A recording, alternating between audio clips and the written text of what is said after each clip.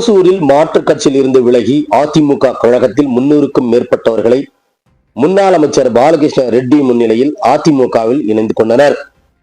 கிருஷ்ணகிரி மேற்கு மாவட்ட கழக செயலாளர் முன்னாள் அமைச்சர் பி பாலகிருஷ்ண ரெட்டி முன்னிலையில் 300க்கும் மேற்பட்டவர்கள் அனைத்து இந்திய அண்ணா திராவிட முன்னேற்ற கழகத்தில் இணைந்தனர். இந்த நிகழ்ச்சிக்கு மேற்கு பகுதி கழக செயலாளர், ஓசூர் மாநகராட்சி 21வது வார்டு மாமன்ற உறுப்பினர் சி.பி. மஞ்சுநாத் தலைமையில் மாற்றுக் கட்சியில் இருந்து விலகி சுரேஷ் உட்பட மாற்றுக் கட்சியில் இருந்து விலகி சுமார் 300க்கும் மேற்பட்டோர் அதிமுகவில் இணைந்தனர். இந்த நிகழ்ச்சியில் அம்மா பேரவை மாவட்ட செயலாளர் சிட்டி என்கிற ஜெகதீஷ், பகுதி செயலாளர் மற்றும் ஓசூர் மாநகராட்சி 1வது வார்டு மாமன்ற உறுப்பினர் மேற்கு பகுதி செயலாளர் அசோக் ரெட்டி, மாமன்ற உறுப்பினர் 41வது வார்டு சங்கர் என்கிற குபேரன், 20வது வார்டு மாமன்ற உறுப்பினர் சிவராம், கிழக்கு பகுதி செயலாளர் 30வது வார்டு மாமன்ற உறுப்பினர் ராஜ் மற்றும் 17வது வார்டு கார்த்திக், மணிகண்டன், 19வது வார்டு வட்டக்கழக செயலாளர் கணேஷ், ரவி, சேகர், பாலாஜி, மாதையன், முரளி, பாசறை பகுதி செயலாளர் ராஜசேகர், ஐடி விங் பரத், முருகேஷ், அம்மா பேரவை கேசவன், இளைஞர் அணி சீனிவாசன், மணி, பாண்டி, ராஜேந்திரன், பாலாஜி, சேகர், டிரைவர் ராஜேந்திரன், சிக்கண்ணா, மணிகண்டன், சின்னப்பா, ராஜா, பாபு என்கிற சிவக்குமார், பரத், முருகேசன், நாகேஷ் மற்றும் மாநில, மாவட்ட, ஒன்றிய, மாநகர அதிமுக கழக நிர்வாகிகள் என பலர் இந்த நிகழ்ச்சியில் கலந்து கொண்டனர் என்பதும் குறிப்பிடத்தக்கது. ஓசூரில் இருந்து செய்தியாளர் செல்வமுடன் ராமச்சந்திரன். எதுக்காக இணைஞ்சிருக்கோம், எதுக்காக இங்க வந்திருக்கோம், நம்ம மூக்காண்டப்பள்ளி பகுதியில என்னென்ன பிரச்சனை இருக்கு, என்னென்ன சாவு இருக்கு, நம்ம மூக்காண்டப்பள்ளியில எவ்வளவு இளைஞர்கள் இருக்காங்க, எவ்வளவு ஏழை எளிய மக்கள் இருக்காங்க நம்மளுக்கு மட்டும் தெரியும்.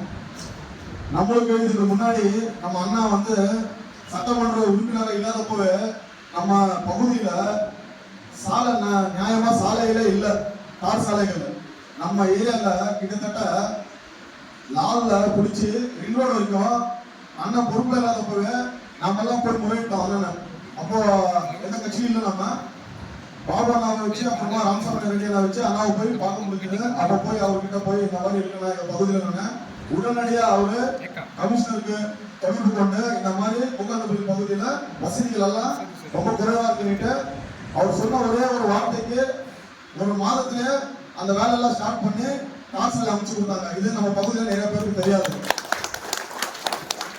குறிப்பா அவரு சட்டமன்ற உறுப்பினரா இல்லாதப்போ அந்த வேலை நமக்கு பண்ணி கொடுத்தாரு. அதன் பிறகு நாம சில கழகத்தை நம்பி, சில ஆட்களை நம்பி திராவிட முன்னேற்ற கழகத்தை இணைச்சோம். திராவிட முன்னேற்ற கழகத்தை இணைச்சோம் தவிர நம்ம எந்த ஒரு யூஸ் பண்ண நம்மளுக்கு தெரியும். அந்த ஒரு மேடை என்னை யூஸ் பண்ணிச்சு, இந்த ஒரு மேடை எனக்கு வாய்ப்பு கொடுத்துருக்கு. இந்த மேடையை நான் யூஸ் பண்ணிக்கணும், நாமளும் யூஸ் பண்ணிக்கணும். அதே மாதிரி நம்ம பகுதியில் இருக்க பெண்களுக்கு தெரியும் நம்ம பகுதியில் எந்த அளவுக்கு பிரச்சனை இருக்கு. இந்த திமுக கவுன்சிலர்கள் நேரடியாக தொடர்பு போக முடியுமா?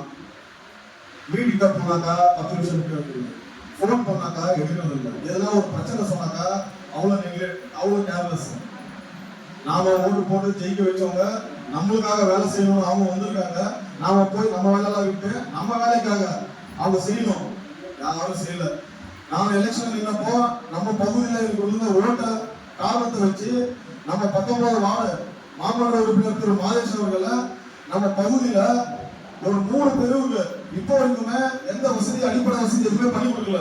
இதை முறையா நான் கழகத்தை இணைந்ததுக்கு அப்புறமா திரு மேயர் அவர்களுக்கும் அப்புறமா மாவட்ட கழக செயலாளர் அவர்களுக்கும் இந்த மரியாதை நிமித்தமா நம்ம பகுதி ஆட்கள் எல்லாம் கூப்பிட்டு போய் ஒரு பெட்டிஷன் கொடுத்தாங்க. அந்த பெட்டிஷனுக்கு எதுவும் ஸ்டெப் எடுக்கல. லாஸ்டா போன வாரம் கூட போய் மாமன்ற உறுப்பினரை போய் சந்திச்சு பேசிட்டு வந்தோம். சாங்ஷன் இருக்கு, பூஜை போடுறோம், பூஜை போட்டோன்னா கூப்பிடுறோம், பூஜை போட்டப்போ கூப்பிடணும். எவ்வளவு வருஷமா 30-35 வருஷமா வீடு கட்டினவங்களுக்கு கரெக்டா அந்த ரோடு இல்லை, டாக்ஸ் கட்டிட்டு இருக்காங்க, வாட்டர் டாக்ஸ் கட்டிட்டு இருக்கோம், ப்ராப்பர் ட்ரைனேஜ் இல்லை. இதெல்லாம் அவ்வளோ ஆதங்கமா, அவ்வளோ கோபமா இருக்கு நம்மளுக்கு. கட்சி விட்டு கட்சி மாறுது, அதுக்கு இதுல இருந்து வேணா அதுக்கு போனான்ட்டு எவ்வளவோ ஆட்கள் கொடுத்தாங்க. முடிவு கழகத்துல நம்ம அம்மா திராவிட அனைத்து திராவிட முன்னேற்ற கழகத்துல ஒரு பாமர மக்களும் ஒரு பாமர மனிதனும் மேல ஒரு நல்ல ஒரு எண்ணங்களோட மக்கள் சேவையில் ஈடுபட்டா ஒரு மேல கொண்டு போய் வைக்கிறது அளவுக்கு இந்த கழகத்துல மட்டும்தான் இருக்கு. நம்மளோட கழகத்துல சமூக நீதி, சமத்துவம், ஏழை எளிய மக்களுக்காக முன்னேற்றம். நம்ம அம்மா ஆட்சி செஞ்ச காலத்துல நம்மளோட தமிழ்நாட்டோட பொருளாதார வளர்ச்சி எங்க இருந்தது? பெண்களுக்கு 50 விழுக்காடு இடஒதுக்கீடு பண்ணி கொடுத்தாங்க. மாணவர்களுக்கு படிக்கிற மாணவர்களுக்கு சைக்கிள், மிதிவண்டி, கணினி, அந்த மாதிரி எல்லாம் சிறப்பு திட்டங்கள் எல்லாம் அம்மா அறிவிச்சது. அதெல்லாம் அப்புறமா விவசாயிகளுக்கு எத்தனையோ நல்ல திட்ட உதவிகள் அம்மா அறிவிச்சிருக்காங்க. மீனவர்களுக்கு அம்மா இருந்தப்போ யாருமே அந்த அளவுக்கு விவசாயிங்க, மீனவருங்க யாருமே அந்த அளவுக்கு கஷ்டப்படல. ஸ்கூல் பாட்டெல்லாம் நடந்தது. இப்போ ஸ்கூல்ல ட்ரக்ஸ் வந்துருச்சு. எந்த அளவுக்கு பசங்க கெட்டு போயிருக்காங்க, அந்த அளவுக்கு ஒஸ்டா இருக்காங்க. நிம்மதியா தனியா ஒரு வயசான அம்மா கூட ரோட்ல நடந்து போக முடியறது இல்ல. அந்த அளவுக்கு காலம் கெட்டு போயிருக்கு. தினமும் நாம அன்றாட வாழ்க்கையில நம்ம நியூஸ்ல பார்த்துட்டு தான் இருக்கோம். சில ஊடகங்கள்லாம் ஒரு கைக்குள்ள போட்டு அதெல்லாம் மறைச்சுதான் வந்துட்டு இருக்கு இந்த திமுக அரசு. வாழ்க்கையில நாம நிம்மதியா தூங்கி காலையில எழுறோம். உதய சூரியனை உதிச்சுட்டு உதயம் மணிக்கிறதுக்குள்ள நம்ம வாழ்க்கையில நம்ம எவ்வளவு நல்ல விஷயம் பண்ணிட்டு வந்துடுறோம். ஆனா இந்த உதய சூரியனை சின்னத்தை வச்சு இவங்க பண்றாங்க பாருங்க. யார் வாழ்க்கையில உதயத்துக்கு உருவெடுக்கிறது இல்ல. ஒண்ணு இந்த வாட்டி வந்திருக்க சட்டமன்ற எலெக்ஷன்ல ஒரு இடம் சூரியனா மறைச்சிருக்கோம். அவ்வளவுதான் மறைச்சிருக்கோம். நம்மளோட தமிழோட சின்னம் புரட்சி தலைவர் ஐயா எம்ஜிஆர் சின்னம் 2000 சின்னத்தை வாக்களிச்சு பாலகிருஷ்ண ரெட்டி அவர்களை திரும்ப சட்டமன்ற உறுப்பினர் ஆக்கி மினிஸ்டர் ஆக்கி தேவையான அடிப்படை வசதிகளை மூக்காண்டப்பள்ளிக்கு என்னென்ன தேவையான அடிப்படை வசதி என்ன வேணுமோ நம்மளுக்கு எல்லாம் பூர்த்தி பண்ணி கொடுப்பாங்க நம்பிக்கையில நான் இந்த கழகத்தை இருந்திருக்கேன். அது மட்டும் இல்ல, எனக்கு நான் இந்த கழகத்துக்கு சேர்த்துக்கு முன்னாடியே நான் பேசும்போது நான் அரவணைப்பு அவங்க அரவணைப்பு எனக்கு ரொம்ப பிடிச்சிருந்தது.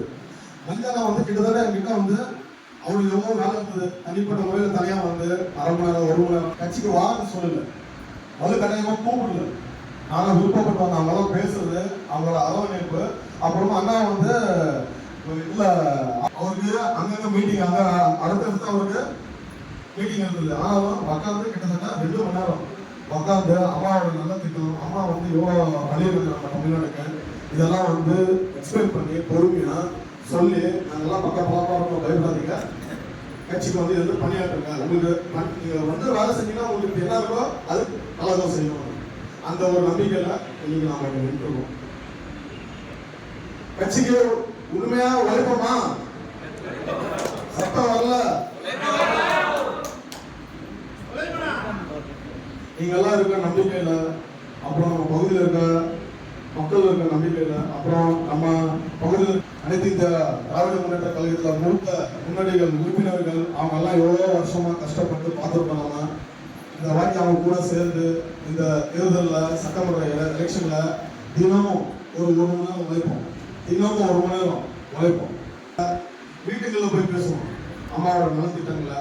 அடுத்து ஆட்சிக்கு வந்தா நம்ம எடப்பாடி ஐயா என்ன அறிவிச்சிருக்காரு, ஆட்சி அமைந்த உடனே 10,000 குடும்ப தலைவர்களுக்கு 10,000, 3 சிலிண்டர் மானியம், பென்ஷன் உயர்த்திருக்காங்க 2,000, கல்வி கடன் ரத்து செய்யறாங்க. இன்னும் ஏகப்பட்ட சிறப்பு நல்ல திட்டங்கள் எல்லாமே வருது. கண்டிப்பா நம்ம வருங்கால முதல்வர் எடப்பாடி ஐயா அவர்கள் கண்டிப்பா இந்த நல்ல திட்டத்தை அனைத்தையும் செயல்படுத்துவாரு. நம்பிக்கையா இருங்க, உறுதியா இருங்க. நம்ம பகுதி வளர்ச்சிக்கும் நம்மளுக்கு சரியான வழி இந்த இடம் தான், இந்த கழகம் தான். இந்த நம்பிக்கையோட நான் இங்க சேர்ந்துருக்கேன். என் கூட சேர்ந்து உழைங்க. எப்பவுமே உண்மையா உழைக்கிறதுக்கு ரெடியா இருக்கும். எங்களை கை பிடிச்சி தூக்குறதுக்கு நீங்க கூட இருக்க இந்த வாய்ப்புக்கு நன்றி கொடுத்து வந்த உடனே ஒரு ரேஷன் கார்டுக்கு 10,000 ரூபாய் உங்க அக்கௌண்ட்ல வரும். அது மட்டும் இல்ல, 5 வருஷம் கண்டினியூவா மாசம் 2,000 ரூபாய் ஒரு ரேஷன் கார்டு கொடுக்கறான்னு சொல்லிருக்காங்க. அதுவும் நடக்கும். அதே மாதிரி ஓஏபி வயசான முதியவர்களுக்கு ஏற்கனவே 1000 ரூபாய் கொடுத்துட்டு இருந்தாங்க. இப்ப அது 2,000 ரூபாய்க்கு அந்த எடப்பாடியார் அறிவிச்சிருக்காங்க. அது மட்டும் இல்ல, பெண்கள் வண்டி வாங்கினா அவங்களுக்கு 25,000 ரூபாய் மானியம் இருக்குது. இது எல்லாமே ஒரு மைண்ட். இது முன்னெல்லாம் வீடு இடம் இருந்தா வீடு கட்டி கொடுப்பாங்க. ஆட்சி காலத்துல அம்மா ஆட்சி காலத்துல பசுமை வீடு வச்சிருக்கு. இப்ப நான் எடப்பாடி அவர் சொல்லிருக்கிறாங்க, நிலமே இல்லைங்க, நிலமும் வாங்கி வீடு கட்டி கொடுக்குறான்னு சொல்லிருக்காரு. நிறைய பேருக்கு அந்த கோரிக்கை, நிறைய பேருக்கு அந்த இருக்குது. அது கண்டிப்பாக எடப்பாடி நிறைவேற்றி கொடுப்பாரு. வீடு இல்லாதவங்களுக்கு அவங்களே நிலம் வாங்கி அடுக்குமாடி வீடு கட்டி கொடுக்கறான்னு சொல்லிருக்காங்க. அதே மாதிரி கேஸ் சிலிண்டர் 3 கேஸ் சிலிண்டர் வருஷத்துக்கு விலை இல்லாம கொடுக்கறான்னு சொல்லிருக்காங்க எடப்பாடி அவர்கள். இந்த மாதிரி ஒரு நல்ல திட்டங்கள் அந்த எடப்பாடி அவர்கள் இவர் மாதிரி ஏமாத்துறது கிடையாது. புரட்சித்தலைவர் எம்ஜிஆர், புரட்சித்தலைவர் அம்மா எப்படி என்ன சொன்னாங்களோ செஞ்சு காமிச்சாங்க. அதே வேளையில தான் அந்த எடப்பாடி அவர்கள் ஆட்சிக்கு வந்தவனே இதெல்லாம் செஞ்சு கொடுக்கறான்னு சொல்லிருக்காரு. இவர் மாதிரி எல்லாம் இல்ல. இது வந்து நல்லா எல்லாருக்கும் சொல்லுங்க. இந்த ஆட்சி 3 வருஷம் நம்ம ஏமாத்தி 35,000 கொடுத்தது 3 லட்சத்துக்கு வந்து 7 லட்சம் நம்ம கிட்ட புரிந்தது. இந்த ஆட்சி அப்படி கிடையாது. நம்ம விலைவாசி ஏற்றது இல்லை, டாக்ஸே போடுறது இல்லை. எடப்பாடி அவர்களுக்கு தெரியும் மக்களுக்கு என்ன செய்ய வேண்டும். எடப்பாடி அவர்களுக்கு தெரியும் அந்த எடப்பாடி அவர்கள் என்ன சொல்லிருக்கிறதோ செஞ்சு கொடுக்கிறது நம்மளுடைய கடமை. நீங்க தைரியமா சொல்லுங்க, நாங்க தான் கேரண்டி, நீங்க தான் கேரண்டி சொல்லுங்க, ஒன்றும் பிரச்சனை இல்லை. ஏன்னா நம்மளுக்கு கேரண்டியான ஒரு அரசு, மக்களுக்கான ஒரு அரசு, இதை நீங்க தைரியமா சொல்லலாம்.